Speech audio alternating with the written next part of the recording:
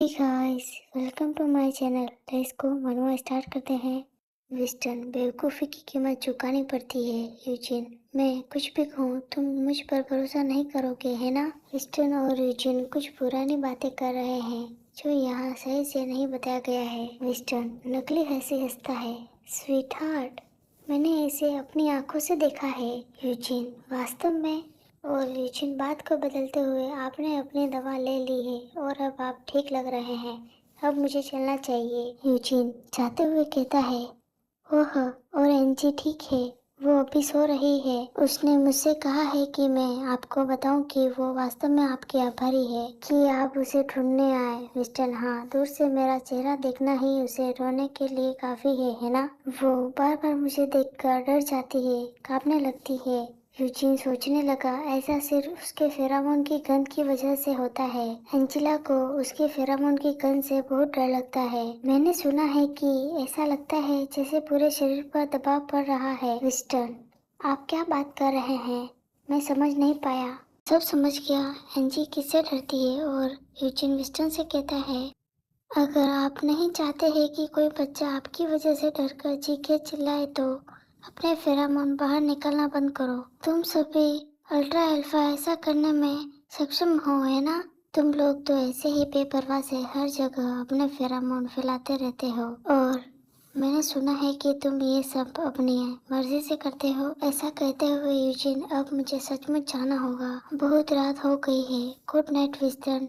और वो चला गया। यूजिन अपने कमरे में जाने के बाद इधर उधर घूमने लगा। गुड नाइट की शुभकामना अचानक से अर्थहीन हो गई। काफी देर तक मैंने अपने कान लगाए रखे और अपनी हर इंद्रियों को पूरी तरह खुला रखने की कोशिश की, इस डर से कांपता हुआ कि कहीं मुझे किसी के गिरने की आवाज न सुनाई दे। मैं पूरी तरह से चिंता में पड़ा हुआ था। इसी वजह से मैं एक जगह से हिल भी नहीं पा रहा था। इस टाइम मेरे दिमाग में एक ही सवाल बार बार चल रहा था, असल में कौन किसकी चिंता कर रहा है? मुझे अच्छी तरह से पता है कि मैं विस्टन की चिंता करने के हालत में नहीं हूँ, लेकिन एक टाइम विस्टन ने खुदकुशी करने की कोशिश की थी। तुम्हें तो मर जाना चाहिए था। हाँ, आज की रात बहुत लंबी होने वाली है और मॉर्निंग के टाइम चैरिटी पार्टी में क्यों शामिल होना होगा? केन, जी हाँ, क्योंकि आप दोनों को बुलाया गया है इसलिए आपको जरूर जाना होगा। तो मैंने आज दोपहर को दर्जी के आने का टाइम पहले ही तय कर दिया है।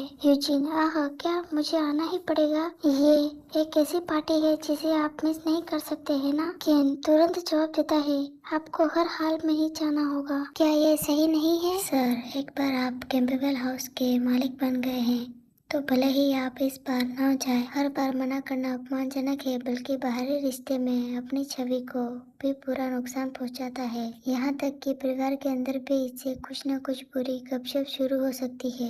यूजिन कहीं नहीं जाना चाहता, उसका मुंह पूरी तरह से उतर गया।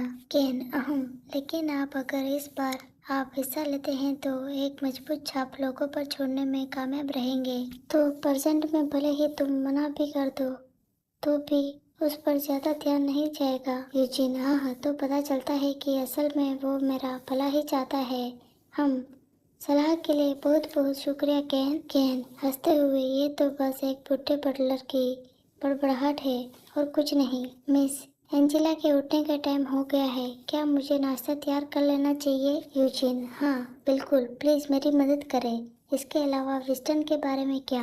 कल रात बहुत तेज आवाज आई तो मैं कमरे के अंदर गया और उसे बेहोश पड़ा देखा। मैं कुछ दवाई लेके आया था और अल्फा के लिए काफी असरदायक दवा है। विस्टन ने उसे एक साथ 5 गोलियां खा ली। केन, आह, उन्होंने खुराक काफी कम कर दी है।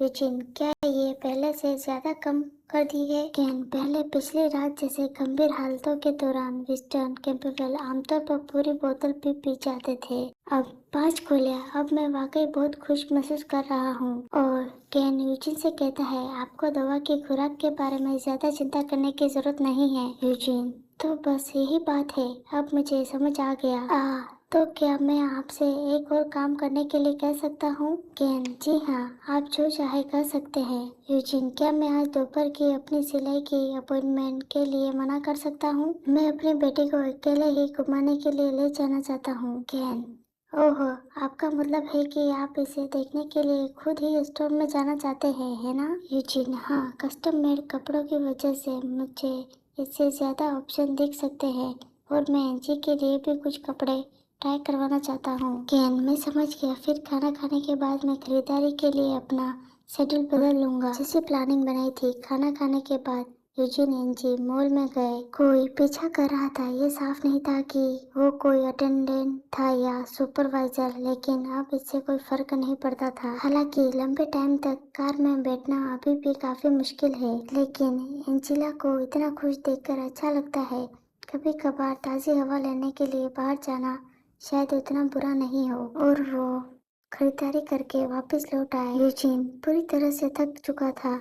अगर बाहर निकलने में 1 घंटे से ज़्यादा टाइम लगता है, फिर जाहिर है वापस आने में 1 घंटे से ज़्यादा टाइम लगता है। हालांकि वहाँ ड्राइवर मौजूद था। इस हालत में अगर मैं अकेले भागना भी चाहूँ तो भी मैं सपने देखने की हिम्मत नहीं कर पाऊंगा। न सिर्फ भाग निकलना मुश्किल है, बल्कि अकेले ही उस मेन गेट तक पहुंचना भी मुश्किल है। हाँ हाँ, इतनी बड़ी जमीन पर एक घर बनाने की क्या जरूरत थी? क्या ये कैद में रहने जैसा नहीं है? एंजी अपने पापा को परेशान होते देखकर वो यूजिन के सर पर थपथपाती है। यूजिन एक पल के लिए हैरान रह गया। एंजी कर क्या रही है? एंजी, पापा पापा, क्या आप बहुत थके हुए हैं? क्या आप ठीक हैं? यूजिन, मुझे लगता है कि ऐसा इसलिए हुआ क्योंकि मैं कार में बहुत देर तक बैठा रहा। एंजी, आप बाहर नहीं चलेंगे? पापा को गाड़ी में ज्यादा देर तक बैठने से पीठ में दर्द हो रहा है। यूजिन, हाँ, और वो जल्दी से उठकर एंजी को पकड़ लेता है। एंजी उछल पड़ी और जोर से चिल्ला पड़ी, ठीक है तो अब से हम घर से ही सामान मंगवाएंगे। राजकुमारी के लिए एक ड्रेस सिलवाने के लिए एक दर्जी को बुलाया जाए। एंजी, सचमुच? क्या ऐसा हो सकता है? यूजिन, हाँ बिल्कुल। एंजी, हाय हाय पापा, आज रात सोने से पहले मुझे एक कहानी सुनाइएगा, ठीक है?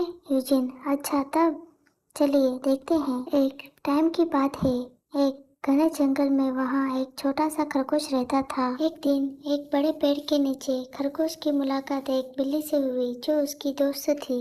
ऐसे करते हुए यूजिन पूरी तरह स्टोरी सुनाने से पहले ही एंजी को सुलाते हुए खुद भी सो जाता है और वो दोनों सो गए। दिन से रात हो गई। एंजी के कानों में किसी के बात करने की आवाज सुनाई देती है। तुम किस बारे में बात कर रहे हो? उसे गेट खुलने की और विस्टन के फेरोमोन की स्मेल आती है। एंजी की जल्दी से आंखें खुल गई। वो हैरान होते हुए, ये तो वही केक की डरावनी खुशबू है। प्लीज मनोआ का हिंदी एक्सप्लेनेशन अच्छा लग रहा हो तो लाइक कमेंट सब्सक्राइब। मेरी आवाज़ आज थोड़ी दबदबी सी लग रही होगी। आज मैंने रात को वीडियो बनाया इसलिए।